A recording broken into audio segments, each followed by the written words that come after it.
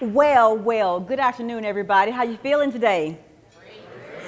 Brian, thank you so much for your confidence in our services. We really appreciate it. It's been a great opportunity. I did bring the weather here, so I'm excited that it's nice weather here as well. The only thing I did not bring today are my Mardi Gras beads. You guys know I'm from Mobile, right? And that is the home of Mardi Gras, and Mardi Gras is happening right now. And so I'm excited to bring you a little bit of Southern flavor, but also more importantly, an opportunity to be a part of this conference that I think continues to be a game changer in the world of participation for diverse businesses, small businesses, large businesses, and those around this area. So I'm very excited that Brian continues to be kind to our services and kind to me. And so I want to start with a little story because I'm talking about the transformational power of alliances and collaboration. And this story is one in which I was promoted at my utility company. I have an electric utility background in nuclear power as well prior to my academic world. And I had inherited a team, and the particular team that I inherited was actually a team with a number of incredible employees, but there were several that were retiree age, late 60s or so, about 65, 67 or so, and decided that it was time to transition for their company. So I came in as a new manager. I was green. I didn't really have an idea the layout of the organization in terms of this particular department. I worked in a utility for a number of years. And I realized that, okay, at this time, this person decided I'm going to retire. So his name was Joe. So Joe reminded me of a little bit of a Danny DeVito. You guys know Danny DeVito, right? He was not brash. He was not an entertaining personality. But he was somebody who was very much well respected in our area. But he was a low-key guy. He didn't say a whole lot, but he meant words, and his words meant something. So we had a retirement dinner for Joe, and we decided that we're going to let Joe make his presentation. Well, Joe actually said, I have a speech, Alice. I'm going to make this speech, and it's going to be a good long one. I said, no problem. Go ahead, Joe. And at that time, Joe ended up reaching in his left pocket, and Joe pulled out his speech. His speech was on the wonton, the little saying that comes out of a wonton, a fortune cookie. His speech was on a sheet of paper. As you guys know, it's really tiny. That was about this big. He said, this is my speech, and I'm going to share with you my overall experience. He said, I had a great time. That's my speech. And I'm paraphrasing a bit because it's been a while. But that taught me something, and I realized that all my interactions when I was inheriting that department was the fact that I was trying to make sure that I got to know people and connect. But I realized in that moment that Joe had a lot to say. And I realized also, too, that Joe was one of those people that I needed to know more. And so as a leader, as someone who wanted to build more alliances and more collaboration, the people that I needed the most, I knew the least about. And so it taught me something about being able to build this collaboration of what I call the power of and. And is one of those words, we heard it before, right? And is basically using the ability to collaborate, join together, use this conjunction to be able to pull things collaboratively together. But what I also found is that during that time, the word and is really underutilized. So it's important that we have this collaboration. So as we move forward into understanding how we can be transformational, I want to take us through a few exercises. And so the people that are on your screen, somebody tell me who we're seeing. Just anybody, and everybody can say it. Who's on the screen? All right, what do they all have in common? I'm hearing a whole lot. And so they have these perceived superpowers, right? And so they may have the ability to fly, the ability to wield this great, shield, for example, lasso bands, these actual arm bands, and be able to have this superhuman strength. But what also was important to them, they had partners. So you think about Batman. Who's Batman's person? Okay. And then we also know for sure that Superman was pretty much all-knowing, right? But he also had some alliances and partners and some nemesis. And Wonder Woman also had things too. But what happens is that we're in a position in time now is that we need to think about how do we build these collaborations, how do we build these alliances to really ensure there's opportunities for long-term powerful collaborations, long-term powerful success factors. So I'm going to play a game with you all, okay? Because this is important for us to think about what happens next. How do we change the game? How do we make sure that we connect with people in a very meaningful way? And so when I call the little phrase out, I want you to fill the blanks in for me, okay? KC,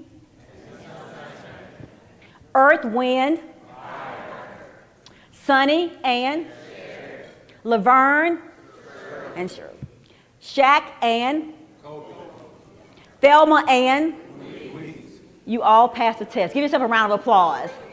Yes, yes, yes.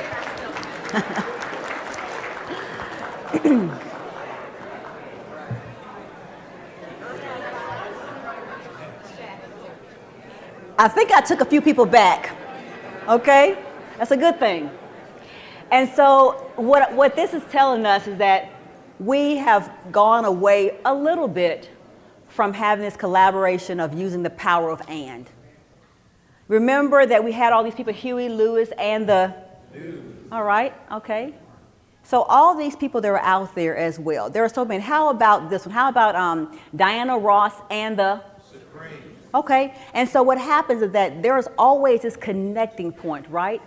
Where there's always somebody who is in the middle. There's always this and. And so the power of collective agreement helps me to find this. So I'm going to encourage you today to find your and in this powerful ability to be able to collaborate. So when you're thinking about that, there are these success formulas around the A&D. Pretty simple, pretty impactful, but you already are with me that even though those people that we talked about are either people that are actively involved in their career or at one point was involved in their career, you remember them, not just a one-name person. So I'm going to give you one more. How about Charlie Wilson and the Gap Band? All right. It's so many out there. It's so many out there. And so in this case, we're talking about I want you to think about these in terms of how you collaborate with your people who are together. So the first thing I want you to do, I want you to identify two common goals and rally around them. That's what your and person allows you to do. Rally around those goals, because what happens is that they keep you accountable. Anybody have an accountability partner? You know, we want to get an accountability partner, someone that can help us to be able to see our goals, see our transition, move things forward, and be able to adjust along the way. And so in addition to that, you want to have this person or this entity that's your and, if you will, it could be a couple of people, who help you to combine your collaborative assets together. It's powerful when you do that. And you want to do that because it helps you to value each other. So I call it having a friend audit, a friendship audit. Audit who's on your friend list. You guys have already heard the fact that people say whoever your top 3 or 4 people are in your setting, and if you're the smartest one in the bunch, you may need some new friends. We always need to be able to find someone that's pulling us together, and so that transformational ability to do that is very critical for us. So you want to find those value principles that allow us to connect and look at the assets of each other. In addition to that, you also have these staying powers. So these staying powers helps you. So when you tell someone, I'm going to run the 5K in May, and it's already February, and you hadn't started training yet, you think you're going to make it? Maybe not.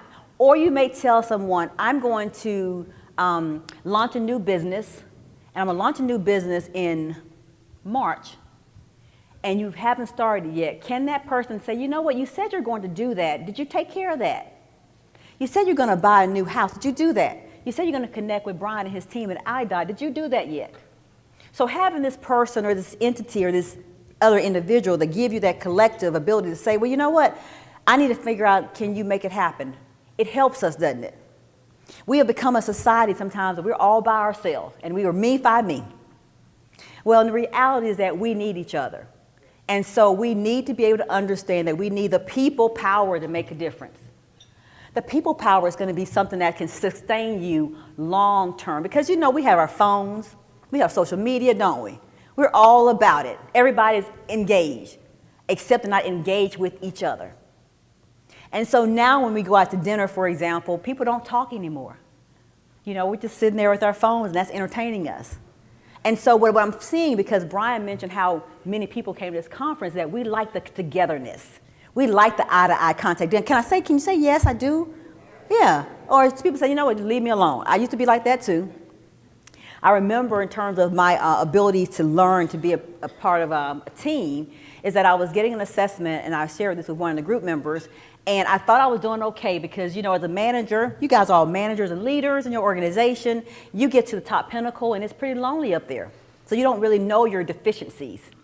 And so I was in a training session, they were trying to get us all together, and they went through around the room and they were giving feedback. It was, you know, challenging feedback because at that time they were doing psychological evaluations of managers in these large companies and trying to assess what your skills were and, you know, your deficiencies, et cetera. And so I remember the person that was leading the training said, hey, Alice, you should put some velvet on the hammer when you're talking to people. And it just resonated with me that I needed to do a better job of maintaining relationships. And sometimes it's about what you say and how we say it. And that was something that made me realize. So I started trying to bring people into connecting with me versus outside of pushing them away. So as we get through this, I want to focus on the fact of believe. Believe is one of those words that we all have experienced a belief factor. We all have thought about the fact of, okay, simple word, no problem, no big issue. It means a lot. But what we didn't think about the fact of that believing helps you to provide that support in yourself and in someone else. It also helps you to realize that I'm going to have belief that I can make something happen, but I call it this opportunity to find your wingman or your wing girl, your rider, the person that helps you to stay connected.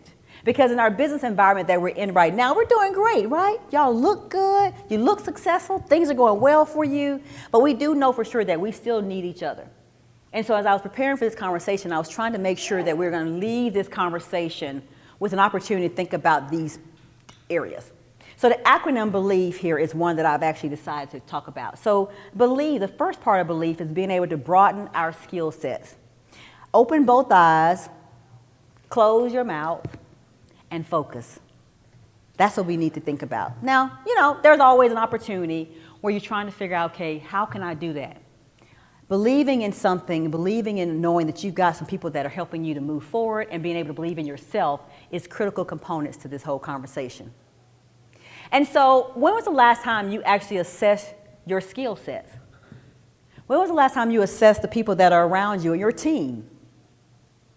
Was it last year? Have you done it this year? Because things change with people. And so broadening your horizon, letting us figure out exactly how to move the needle in terms of these organizational structure makes a difference. And so we want to broaden our horizon. The next piece goes into understanding how you can elevate. Elevate helps you to deliberately change. Now, I know no one in the room wants to change, do we? We are great like we are. I see a few people say, yep, I'm good like I am. But there is something to be called the pivot. I call it kind of a pivot power. And how every so often there's a way that you want to pivot to move the needle forward. And I will tell you, this experience with me helped me to really focus on how to elevate the skill set. So working in utilities and working in the corporate structure for a long time, actually with my table guest here, Marvin was talking about this, as well as these organizations, they move you around so much in these companies. And just because you don't know how to build a certain item or don't know how to fix something or lead something, they figure, well, you'll figure it out. You're a good leader, you'll figure it out. And then you left floundering. And that happened to me in certain sessions, in certain parts of my career, and I'm sure it probably happened to you as well. So being able to kind of elevate my thought process, deliberately think about the change and elevate my surroundings really helped me to focus. So I'm still believing now that I can make this transition happen. But in doing that, I want to think about what happens next. How do you move the needle forward from there? So let me get another little thing here. So the next one we're going to focus on is this one that I think is really a fun one. Laugh. When was the last time you had a good time at work? When was the last time you had a good time? This week? Last week? How about last year? Was it last year you had a good time last year? So right now it's not that great, right? Right now we're in the grind. Y'all still thinking about that, huh? When was the last time we were able to laugh? Because what happens now, because we're business people, we're grown-ups, right? We take ourselves so seriously. You know, lighten up. Sometimes it's not as serious as you think it is. Laugh. Enjoy the moment. Be involved. Be intentional. Use a little levity. You know, I look at it as if don't sweat the small stuff. You all remember that book that came out a long time ago? And the Don't Sweat the Small Stuff was a book that basically just says, you know, take it easy. Because what happens, you cannot control what the companies are going to do around you. All you can control is what your part of the process and what you put into the system. And if you're able to do that, you think, okay, I can make this happen. I can make this work for myself. So doing so makes a difference as well. So I laugh a lot. Matter of fact, I was on a podcast a couple of weeks ago, and the gentleman was asking me a question. I said, I'm so sorry, I laugh pretty loud, and I hope I'm not disturbing to you on your camera. He said, oh, no, that's fine. But I realized not everybody, you know, has that jovial spirit. The spirit itself sometimes can be very serious and, you know, a little stoic. And that's why when I was telling you the story about Joe was one of those people where he would smile and have a nice time, but he was very serious. So he was definitely the opposite of Danny DeVito in that way. But he was somebody who I remembered that when I was able to get him going, he was good. So intentional. Being able to be intentional helps you to look at the fact of how can you move the needle forward a lot more focused. Most of us sometimes are haphazard because things happen to us and at us so quickly, we cannot be intentional.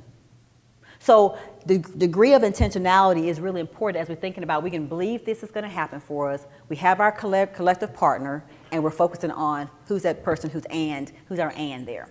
So the intentionality part of this I for believe is what I want to keep in mind. So envision. How do you cast a big vision? How do you think about what I want to do? So for example, I want someone to give me some idea about what their plans are for this year. When you set out last year, just somebody who said, my plan is to do X. I would love for someone just kind of, you know, let me know, because we want to keep in mind that you need to cast this vision out. Anybody got a big vision? I see. Well, listen, say, I've got a big vision, right? Things happen, and you've got some growth that you want to do, some things you put in place.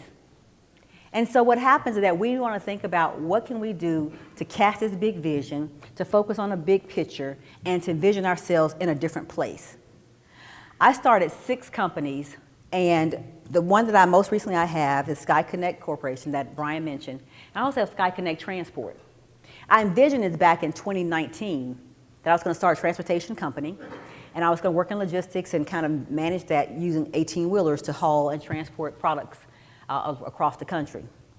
Worked on this alliance with the company. We were close, we were working together. My lawyers was seeing my paperwork, his lawyers was looking at it back and forth. And all of a sudden, so that was my vision. I was going to make it happen. I already realized what the trucks were going to look like. I knew what my logo was going to look like. I figured I had a good system. And lo and behold, as I was thinking about this and talking about it, the partner that I was actually working with died. And all my hopes and dreams were dashed away. Because I realized I can cast a big vision, I can plan, but stuff happens. And so I still had to believe that's going to happen. So now, fast forward several years later, from that time period was around 2019 or so to 2025, actually 2024, I was able to envision, cast a different vision, but still in transportation, and start a new version of that company that I started years ago. So I believed that something's going to happen, but I had to have transformational partners, people that were working with me to make it happen. I had to have my and, which was Joy and Meredith.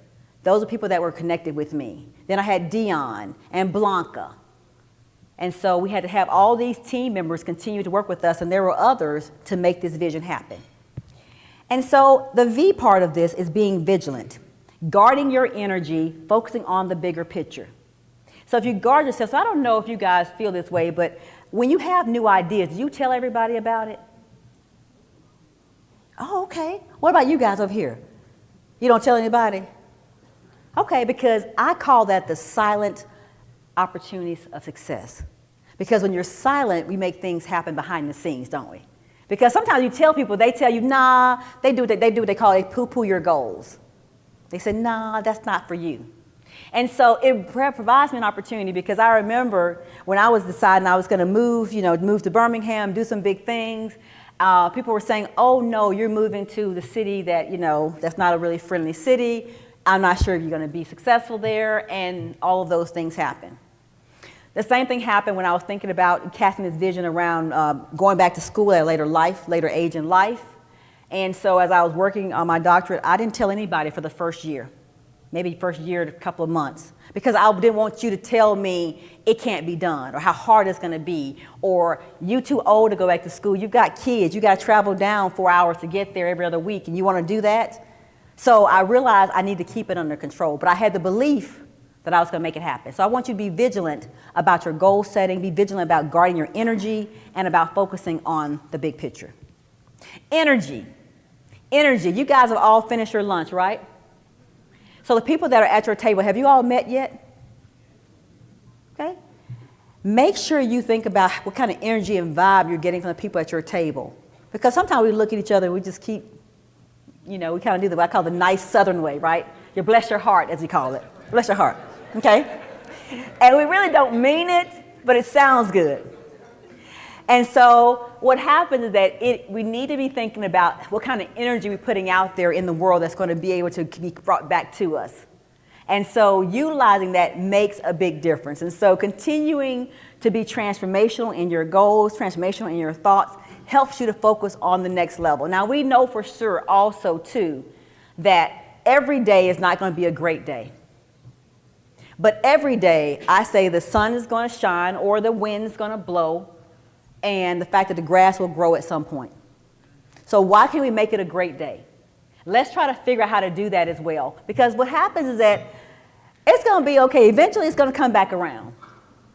And what I'm seeing now, the older I get, is the things that I did not get a long time ago, I didn't need them then.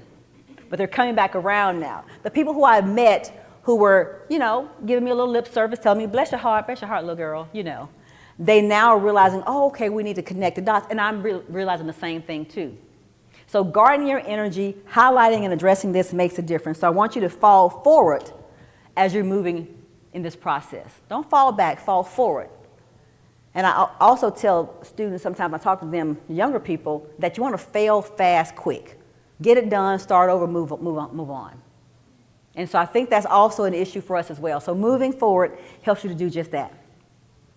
So at this point in time, I want to communicate the fact that this is an opportunity for us to have any questions. You have a few questions? We can get time for questions, Brian?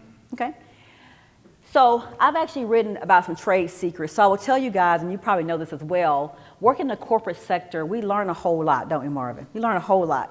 And sometimes we don't really share it with people, but we know it. So we know there are what I call these secrets that business owners need to know that the corporations don't really tell us. And so I decided after years, I actually had this story, and it's actually in the beginning part of the book, that I realized that there was something to be said for being able to break through this corporations and these shields of people who are actually trying to grow their company. And so I wrote the secrets about it, and I'm sharing some of those as well. But what I learned, more importantly, was that there's a trust factor between the corporations, the government entities, and our business owners. We don't always trust each other. So as you're thinking about the transformational power of alliances and collaboration, who is your and? Who is that connecting joint that can be the person that you call? How can you continue to become the relationship broker? So just because I don't know how to repair an item or don't know this particular item, I can call somebody. And if somebody's calling me and say, hey, Alice, can you tell me about this particular item? Or I have a friend of mine who's a printer. He's a print shop. And somebody wants to get printing. Well, I don't know how to print. I just know how to send it to Office Depot or Kinko's or FedEx or whatever's available. But I have a friend who knows how to do that. So I'm becoming a relationship broker. And so there again, that's my and. So being able to build that collaboration is really important. So at this point in time, I want to thank you for having me here at this conference. I've enjoyed it. had a lot of fun, and I hope you had a good opportunity to meet some people, connect with the dot, and find your and continue to transform. Thank you so much for being here today, and I'll just take any questions at this point, or you can finish up.